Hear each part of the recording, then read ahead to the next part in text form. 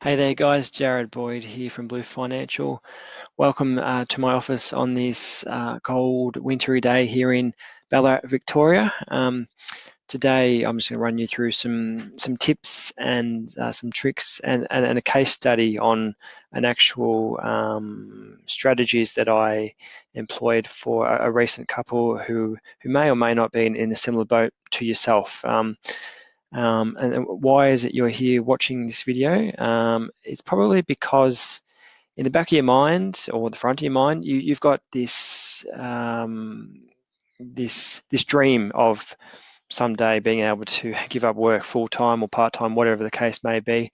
And COVID-19's come along. Share markets have been hit fairly hard. They've recovered a little bit, but they're still down. So that means for a normal person, your superannuation has been hit hard as well. And how has that impacted your retirement ready situation? So I'm going to run you through a quick case study and a few tips just to try and give you some ideas to put you back on track, and if bring you back onto the date that you were going to retire, if not even earlier, with these tips. So why am I doing this this video free for people to give them ideas and tips? Because I want to be able to help a lot of people, but for the hundreds of people who watch this video, there will be one or two who want to dive a little bit deeper into the specifics of the strategies and actually want help implementing the strategies that I'm going to discuss, and that's what we do here at Blue Financial. So I'll get straight into it. So as I said, yeah, Blue Financial is the name of our business here in Ballarat, Victoria. And just a quick disclaimer: any advice contained in this email and this this video is of general nature only and doesn't take into account any objectives, financial situation, or needs of any particular person. So this isn't financial advice. This is just general advice. So COVID-19 and your super. Has COVID-19 made you less retirement ready? And has the COVID-19 pandemic impacted your super fund? And what can you do now to bring back your originally planned retirement date, or as I said, possibly bring it back even earlier? So a case study. So Bob and Mary, they're both age 60. They wanted to retire in 5 years' time. COVID-19 hit and their super funds has been hit. Roughly, their combined super balance is about $500,000. And it was invested in the default super funds of their respective funds. And so the first strategy that we implemented for this case, we delved into their management fees in their super funds. Now the average super fund has about 1% fees, and we decided to look into the possibility of index funds. Now a lot of super funds offer this, but you need to delve a little bit deeper into the offerings of the super fund. What is an index fund? For example, the ASX 200, you hear that on the news. The ASX 200 is the top 200 companies in Australia. The Dow Jones Index, this is the top 30 companies in the USA. And as I said, 1% is the average fee. So whereas an index fund can knock off the average fees of 1% by almost half, up to 70%. So bring it down to 0.35% is what we did in this case study. And given they had 500 grand combined, 1% down to 0.35 was a saving of $3,500 a year. So straight away, 3.5 times that by five years, yeah, you're looking. Well, it's hard to say because account balances are going to grow as well, so you can have even more savings year on year. But if you said 4,000 over 10 years, it could be over 5 years, it could be $20,000 we've saved there. The second strategy was an income swap strategy. So this is where it gets a little bit more in detail of an actual advice strategy. But what it exactly means is once you're over 60, you've got the option to draw a tax-free pension from your super. So you've got extra money, it tops up your cash flow, which then allows you to salary sacrifice back to super, making things far more tax efficient. So what is salary sacrifice? Extra super contributions made before you pay tax on the money. So you say to your payroll, I want to salary sacrifice to super. So that, for example, they'll take $1,000 and put it into super, as opposed to taking $1,000 and taking out whatever tax rate you are, 35-40%, for example. They'll put it into super. So in the case study example, Bob was earning 100 grand. So 9.5% of that is $9,500, his employer contributions, and the concessional contributions cap is 25 grand. So left $15,500 extra he can put into super each financial year. So based on that strategy, he could save around about $3,850 per year in tax. So he lowered his marginal tax rate down, or his assessable income down, and therefore his tax payable was lowered down by $3,850 a year. Times that by 5 years, there's potentially another $20,000 thereabouts saved, including growth and whatnot. So straight away, between 60 and 65, there's potentially $40,000 we saved, which is putting them back on track. The third strategy that we used, we reviewed where they were invested. Why do we do this for everyone, basically? We want to see if you invested too aggressively. That's great when markets are surging, but when there's a crash, you're going to be heavily impacted and you put your retirement plans in jeopardy. But you're always going to need some growth assets, which is the shares and property and infrastructure, those sorts of assets, just to ensure you don't run out of money. So leading up to retirement and in retirement, you're still going to need a certain exposure of growth assets. The other alternative to being too aggressive is, are you invested too conservatively? Obviously, you didn't lose any money in the latest COVID-19 share crash, but as we said, you run the risk of running out of money too quickly in retirement. And the third scenario with reviewing your investments is, do you have all your investments in the one option, in the one bucket?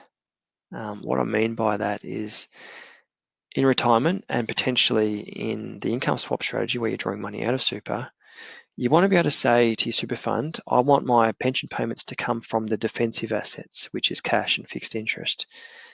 I don't want to touch the shares, because in the likelihood of a share market crash, such as now, you don't want to be selling shares when they're at discount bargain rates. So you need to be able to segment your growth and defensive assets, which is a strategy that we've deployed. I can't put a dollar value on how much that has saved them, but it's certainly helped them avoid, it's called sequencing risk. There's another video on that I can show you, but it basically helps them not run out of money and makes their money last longer, essentially. The fourth strategy, extra contributions to super. So Bob and Mary had some spare cash, but they weren't 100% sure on what to do with it. The reason they had spare cash, their children had recently grown up and moved out, so they didn't have extra food they had to pay for, or their gas bills had come down, the water rates, all that sort of, their water bill. It freed up cash flow. Their home loan was close to being paid off, so more money was going to get freed up. And unfortunately, Bob's father had recently passed away and left him a small inheritance, and he didn't know what to do with that. Overall, after I explained the tax incentives of being in super and the potential growth rates of it, he was willing to make extra contributions to super, bringing that up to a higher amount. So that's the four strategies that we used for Bob and Mary. And a couple for this situation, a bonus tip. It's all well and good having all that information we just talked about, the four strategies. How do we boost the motivation for you to actually go and do something about it? What I'd like to talk about is for you to grab out a pen and paper, spend 5-10 minutes, create a list of goals you wish to achieve, you wish to do once you've got more free time. Once you've got full-time living commences, for example. So for some examples here, what parts of Australia or the world are you going to visit? what parts of Australia or the world do you want to revisit? You might have already been there as a child or with the family when they were much younger. If you had more time, what would you do, or what would you want to teach your grandchildren or your adult children? What hobbies do you wish to take up or spend more time doing? Is there charity work in the back of your mind you always wanted to do? Other business opportunities, or the list goes on. Bonus tip number 2,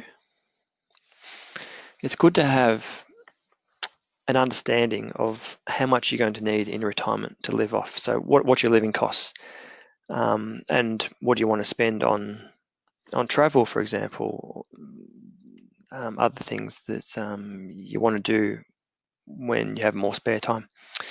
So one way you could do that, you could create a budget, write down everything on a list and get a good idea of what it's going to cost to live.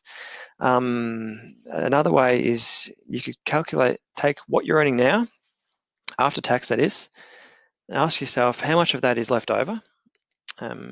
If you're spending it all, then that's probably what you're going to be needing in retirement if you want to maintain the same living standards. That's a very rough guide, and ensure you make sure that you remove home loan payments, any children costs that might be in there still, and anything else that any costs that won't be around in retirement. And then the next step, so a good rule of thumb is to divide what you calculated you're going to need each year to live, divide it by 0.05 or 0.06. And that'll give you a rough estimate of how much you're going to need in super plus other assets that you can derive an income from to generate that amount of money. So to give you an example, $50,000 per year, divide that by 0.05 equals $1 million. So you need $1 million in super to derive 50 grand a year. Or if you wanted to draw 6% of your money, it'd be $833,000 in super needed. The reason, where do those 0.05 and 0.06 things come from? The reason we've chosen that, because when you invest it in a balanced fund, it's the average rate of return over the last 30 years. So we could assume in our modeling that your super is going to generate returns of 5% and 6%, which means you're essentially just living off the income that it generates, which means you'll never run out of money in theory. Now, you could go a little bit harder and draw a higher amount, 7-8%, but you're going to be eating into the principal if you're not generating that same amount of money in retirement. Obviously, I haven't taken into age pension there. That throws into there's other factors to be taken into consideration. And it doesn't take into part-time work, because you still might be working 1 day a week, for example, which could be generating 20 grand a year. So you don't need to be drawing as much out. Hopefully that's been useful. Has it been useful for you? Has it thrown a couple of thoughts in your head, a few things to think about, maybe some motivation for you? About me, my name's Jared. I'm married to Alana, 2 children, Scarlett and Charlie. They're both entering prep and kindergarten this year. I'm a keen triathlete, so I try and keep fit. There's a photo of me down the beach trying to look into the sun. Yeah, I deal with helping people get retirement ready. I've been doing that for many, many years now. And these days I see more and more of my clients reducing work hours, but continuing some form of employment in retirement, whether it be their same job, 1 day a week, 2 days a week, or another business venture that they'd always wanted to do. And by doing that, it allows them to reduce their work hours or enter some form of retirement at a much earlier age than what would have been waiting for full retirement of giving up work completely. So part-time work is a great option these days that I find a lot of people are doing. We service clients all over Australia, and with technology these days, we have access to the latest digital capabilities to make meeting online simple, efficient, and as if you're there in person. To contact us, there's my email address if you want it.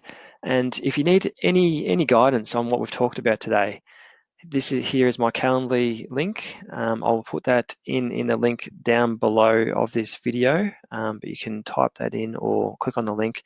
Feel free to book in a phone chat there, a complimentary phone chat. I'll answer any questions you might have with this webinar, with this video, or you can feel free to tee up a time and we can delve deeper into what's holding you back, other strategies that might be applicable, and other ways that we can get you retirement ready and working less hours and enjoying life more if that's what you're after.